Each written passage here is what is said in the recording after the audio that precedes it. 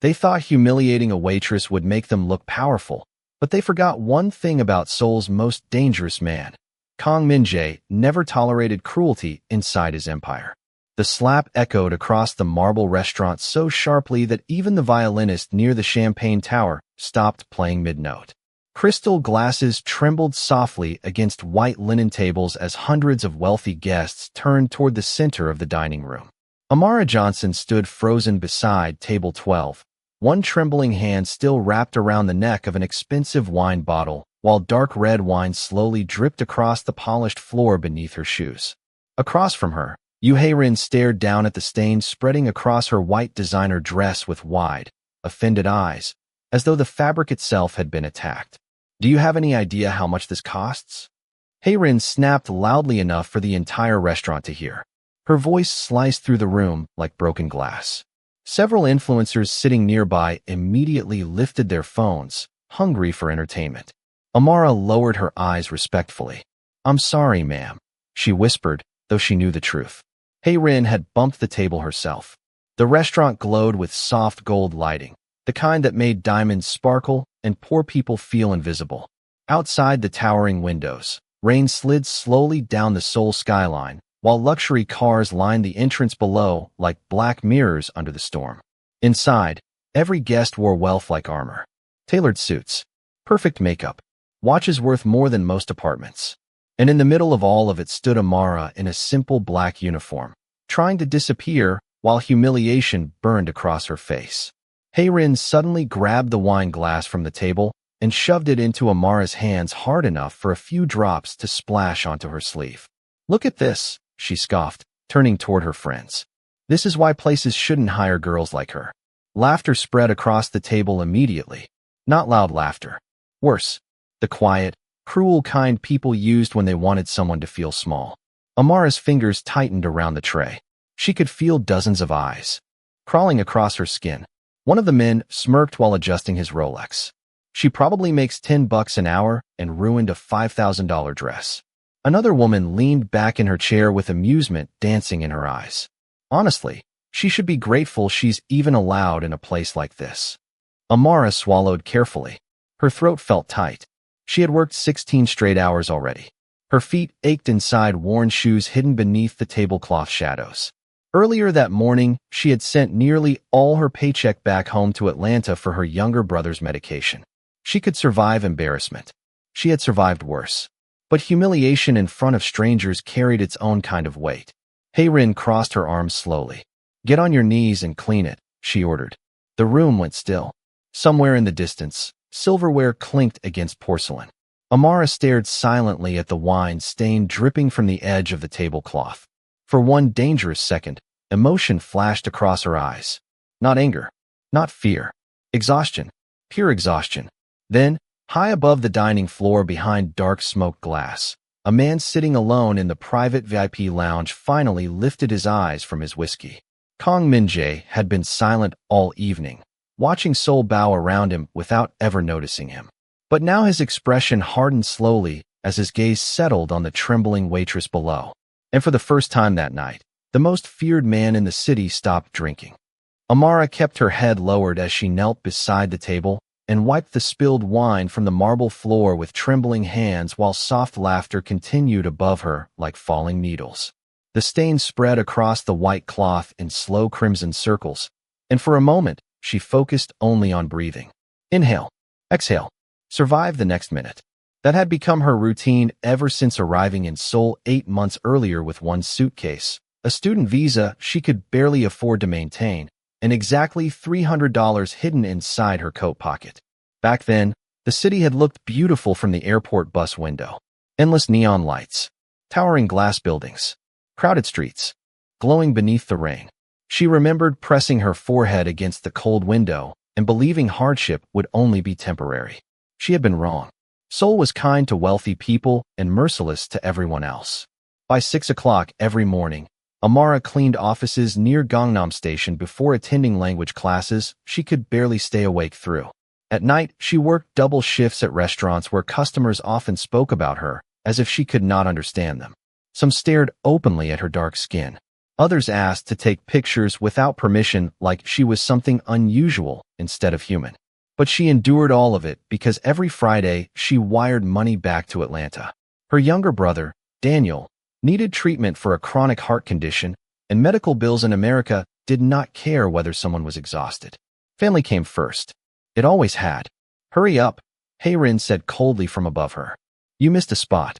Amara quietly reached farther beneath the table without arguing.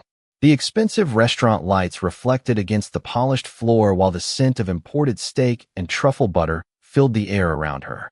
Nearby guests pretended not to watch, but their eyes lingered anyway.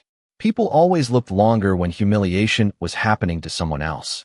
One of Hayrin's friends leaned forward with a smirk. Do they teach this in Waitress school? More laughter followed. Amara remained silent. Silence was safer. Silence paid rent. Across the restaurant, a young dishwasher accidentally dropped a tray in the kitchen doorway after seeing the scene unfold. The sharp crash startled several guests, but Amara instinctively looked toward the frightened teenager instead of herself. It is okay, she called softly in Korean before the manager could yell at him. Nobody got hurt. The boy looked stunned by her kindness. Most employees in that restaurant were too afraid to speak when trouble started. But Amara always protected the younger workers whenever she could. It reminded her of home. High above the dining floor, Kang Min-jae watched everything through the smoked glass walls of the private lounge. His whiskey remained untouched. Now, most nights, powerful men filled that hidden room discussing contracts worth millions of dollars while the city bowed beneath them. Tonight, Min-jae sat alone in silence, one hand resting against the leather armrest while rain rolled slowly down the enormous windows behind him. He had built his empire carefully over 15 years. Luxury hotels, private casinos, restaurants where politicians and celebrities waited months for reservations. But there was one rule every employee understood without exception. Respect the staff. Because Min-jae remembered exactly what it felt like to grow up invisible. Down below, Amara finally stood again, her knees aching beneath the thin fabric of her uniform. Hayrin inspected the floor dramatically before giving a satisfied nod. Better, she said. Maybe there is hope for you after all. The insult landed softly, but the cruelty behind it lingered in the air long after the words faded. Amara bowed politely, even though her chest burned with shame. Then she turned carefully toward the kitchen entrance, hoping the night would finally move on.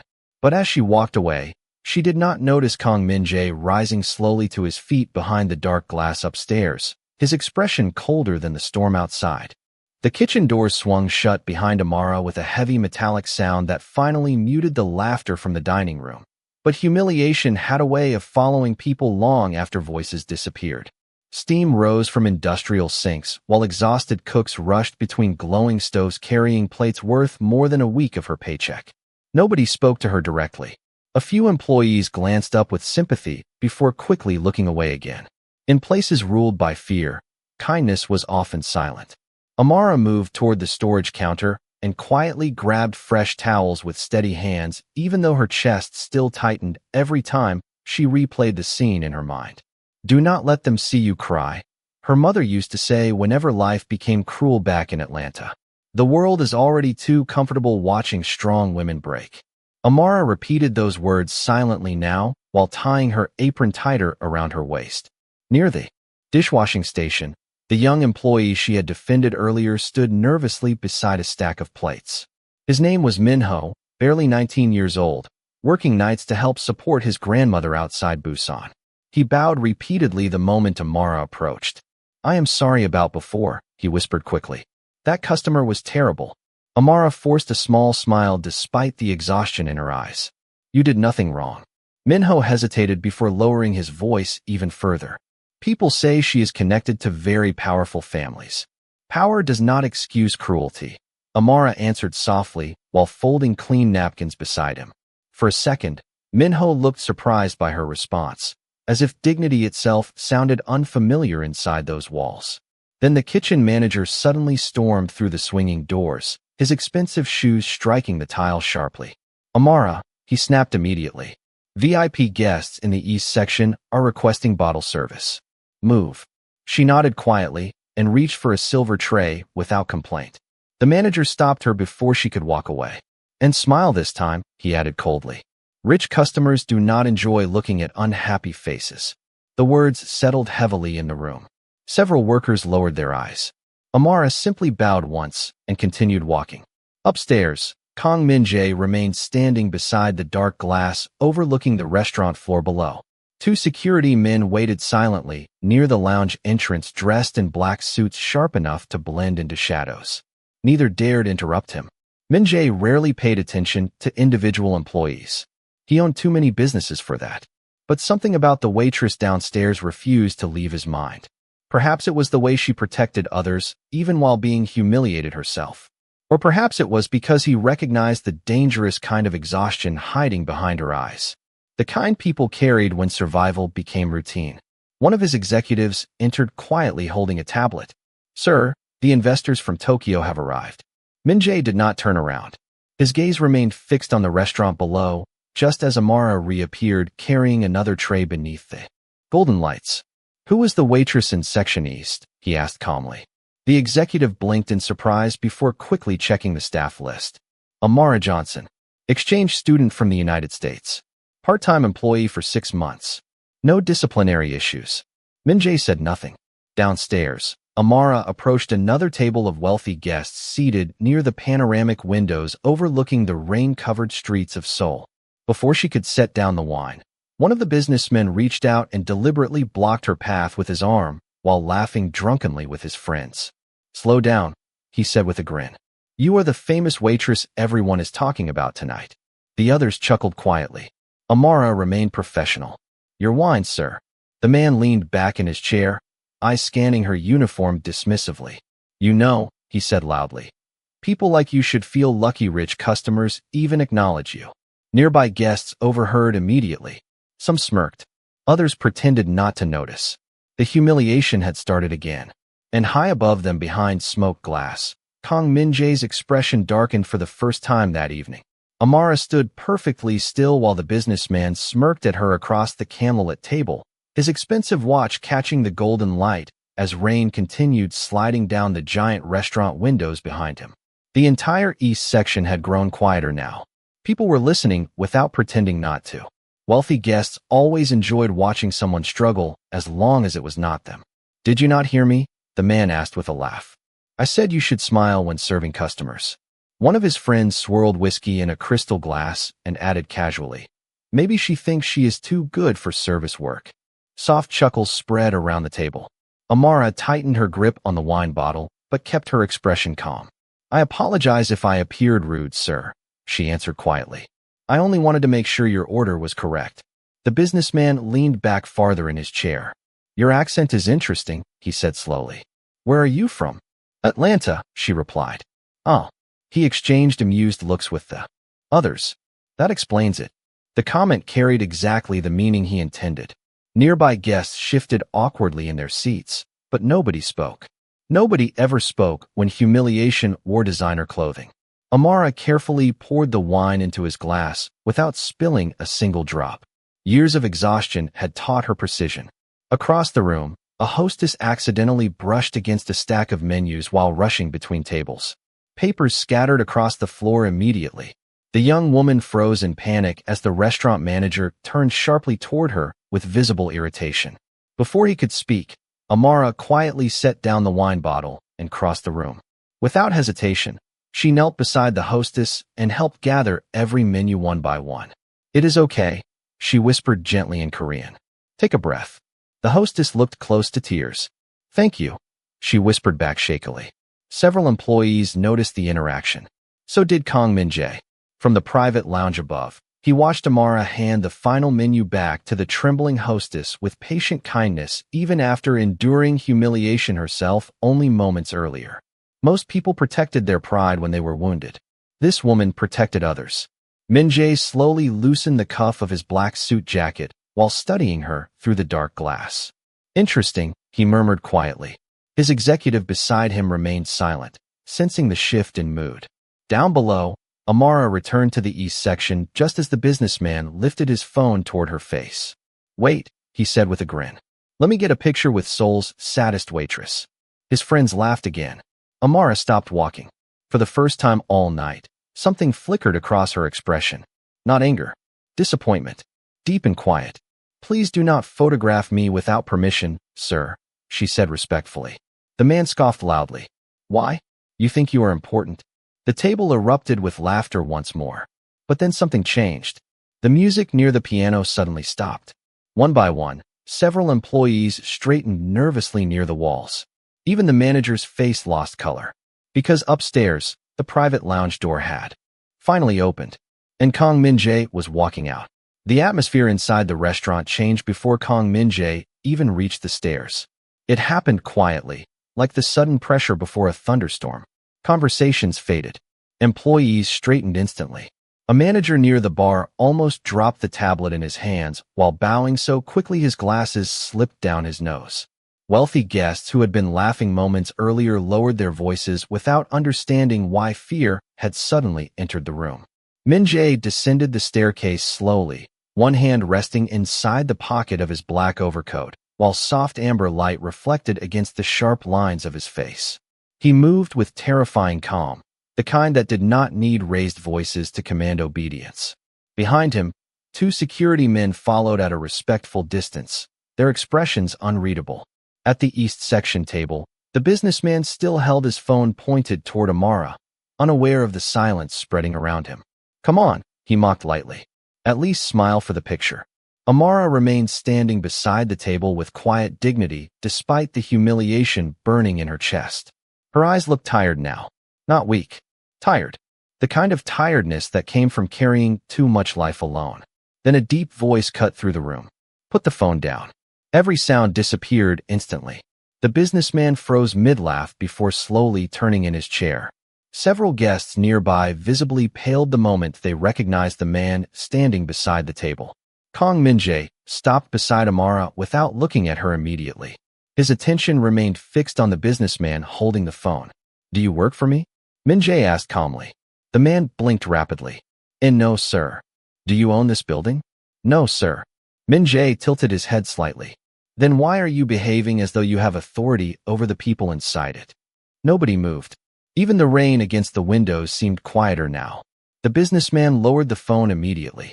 "I was only joking," he muttered nervously. "Jokes are supposed to make people laugh," Min-jae replied coldly. "Not humiliate workers who cannot defend themselves without risking their jobs." Across the room, Yoo Hae-rin watched with widening eyes.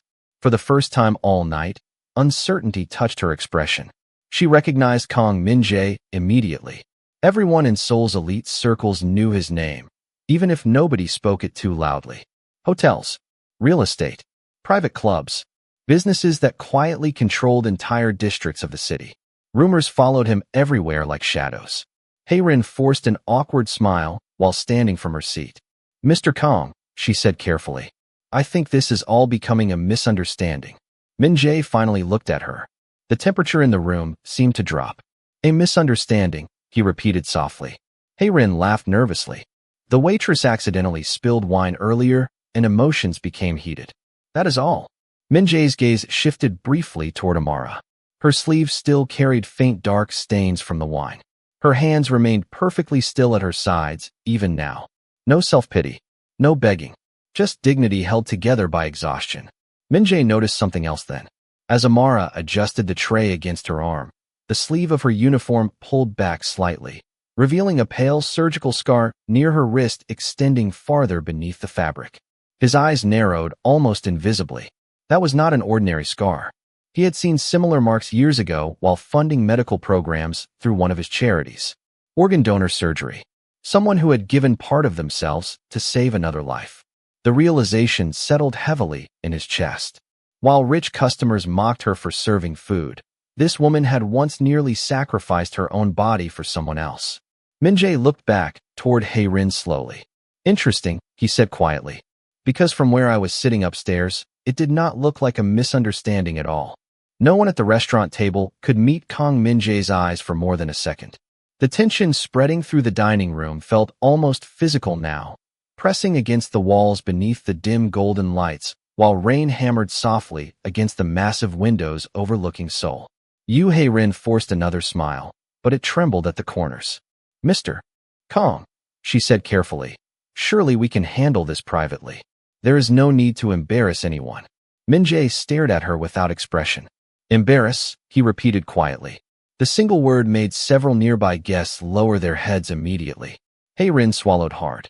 I only meant this situation is becoming uncomfortable. For who? Min-jae asked.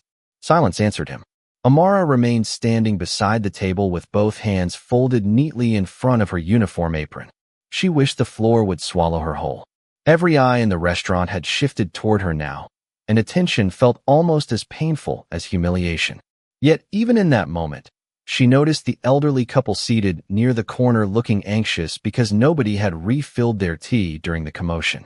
Instinctively, she stepped away from the confrontation, lifted the silver kettle from a nearby service station, and quietly approached their table instead. Your tea, sir, she said softly with a respectful bow.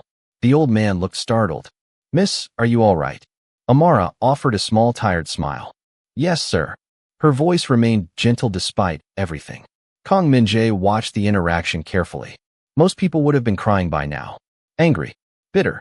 But even after being humiliated publicly for nearly an hour, Amara still cared more about doing her job correctly than protecting her pride. Something deep inside him shifted uncomfortably. Memories he rarely allowed himself to revisit surfaced without warning. His mother working double shifts at a tiny noodle shop when he was a child. Wealthy customers speaking to her like she was invisible. The way she smiled anyway because survival depended on patience. Min-jae slowly looked toward the restaurant manager, standing frozen near the bar. Come here, he said calmly. The manager nearly stumbled rushing forward. Why yes, sir. How long have you allowed customers to mistreat your employees like this? Sweat appeared instantly along the manager's forehead. Sir, I was trying to avoid conflict with important guests. Important guests, Min-jae repeated softly. His expression remained unreadable, which somehow felt even more terrifying. And your staff are not important? The manager opened his mouth, but no words came out. Around the restaurant, even the musicians remained motionless beside their instruments. Nobody dared interrupt. Hae-rin folded her arms defensively. This is ridiculous, she snapped suddenly, frustration overpowering caution. She is only a waitress. The words landed heavily in the silence. Several people at nearby tables closed their eyes briefly as though hearing a disaster happen in real time. Min-jae turned toward her slowly. Only, he asked. Hae-rin lifted her chin. People like her are replaceable. Amara lowered her eyes instantly, but Min-jae noticed the slight tightening in her jaw. One sentence. That was all it took to reveal how someone truly viewed the world. Min-jae took a single step closer to Hae-rin's table. Do you know what is difficult to replace? He asked quietly. Hae-rin said nothing. Character. His voice remained calm, but every word cut through the room like ice. Money creates comfort. Power creates fear. But dignity. He glanced briefly toward Amara across the room. Very few people possess that naturally. The restaurant had become so silent that even the sound of teacups settling onto saucers echoed sharply. Then Min-jae reached into his coat pocket and removed his phone. Without another word, he handed it to one of his executives standing nearby. Cancel the Hanseong partnership meeting tomorrow morning, he said coldly. Hae-rin's face instantly lost color. Because Hanseong Group belonged to her father. The color drained from Hae-rin's face so quickly that even her friends shifted uncomfortably in their seats. One of them quietly reached for her purse as though preparing to leave before the situation became worse. Around the restaurant, whispers spread carefully beneath the soft piano music that had finally resumed in the background. Hanseong Group was one of the largest luxury development companies in Seoul. Everyone knew how important tomorrow's partnership meeting with Kang Min-jae was supposed to be. Billions of dollars depended on it. Hae-rin forced a laugh that sounded painfully hollow. Mr. Kang, she said quickly, surely business should not become emotional over something this small. Min-jae looked at her calmly. You believe dignity is small? The question hit harder than shouting ever could. Hae-rin's lips parted, but no answer came. Min-jae slowly turned toward his executive beside him. Send Hanseong Group a formal notice tonight, he said. I no longer do business with families that treat workers like disposable objects. Yes, sir, the executive replied immediately. Hae-rin took an anxious step forward. Please wait. For the first time that evening, Fear had completely replaced arrogance in her voice. My father has no connection to this. Your father raised you, Min Jae answered coldly. Silence crushed the room again. Even the businessman who had mocked Amara earlier stared down at the table now, afraid to breathe too loudly.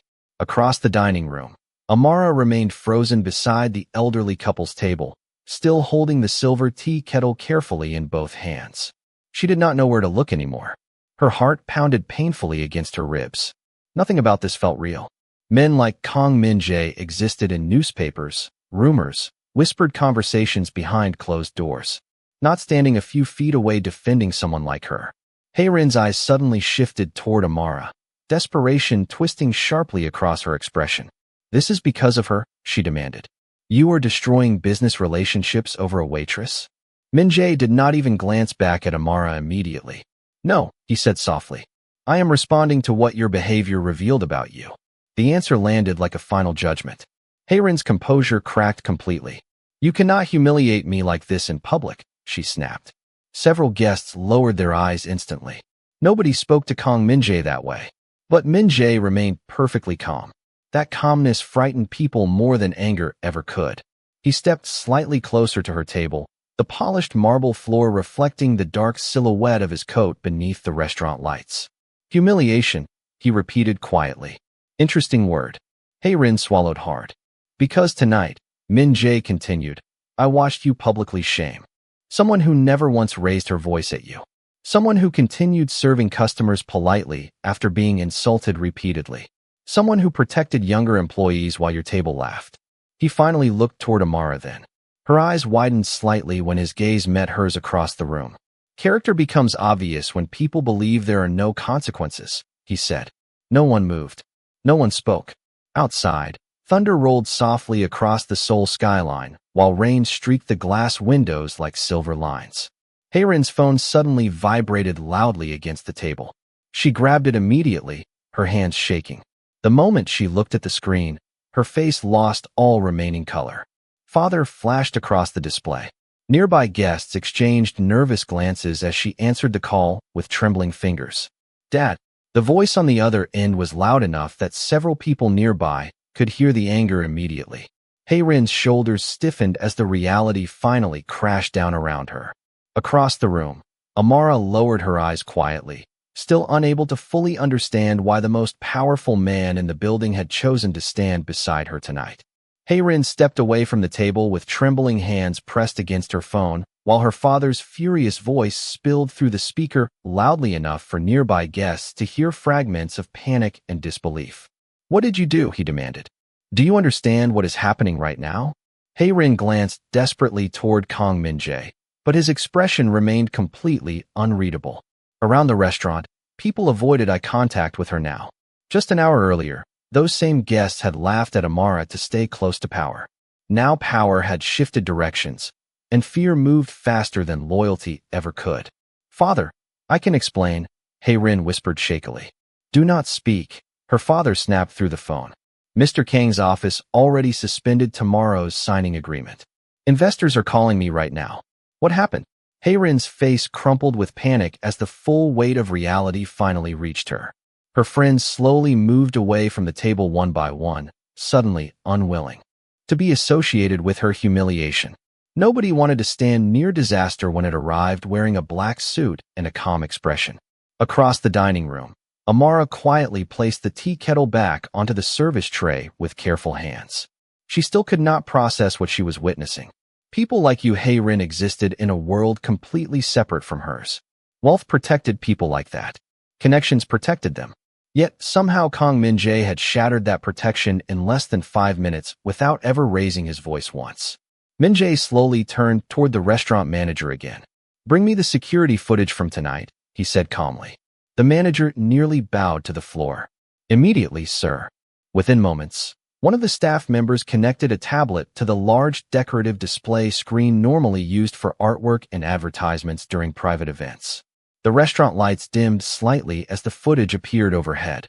Every guest turned toward the screen in silence. The recording showed everything clearly. Hae-rin deliberately bumping the wine glass herself.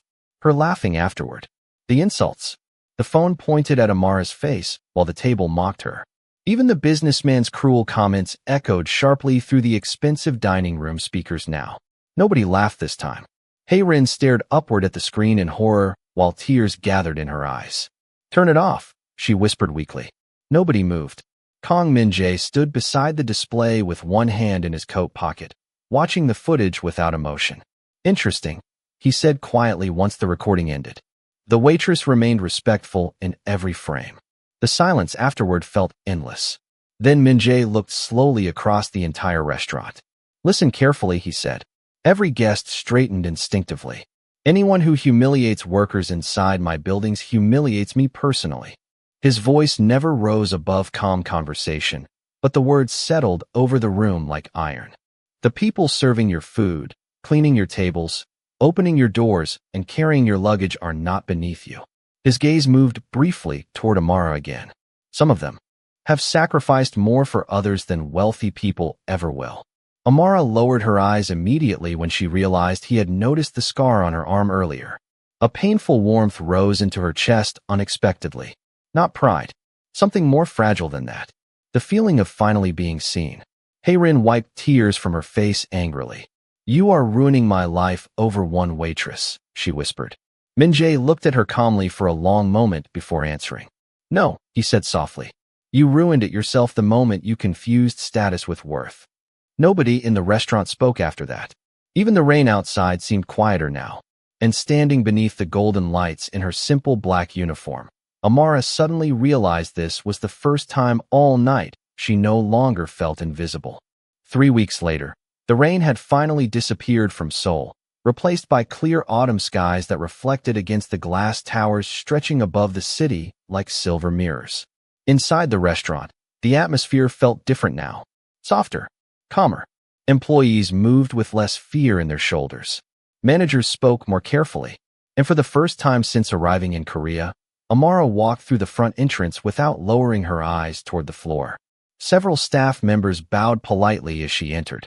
"Good evening, Manager Amara," the hostess said warmly. Amara still was not fully used to hearing the title. After the incident that night, Kang Min-jae had quietly restructured management across several of his restaurants. 2 supervisors were removed. Employee protection policies were expanded immediately. Cameras were reviewed weekly now. Anonymous complaint systems appeared in every building under his company name.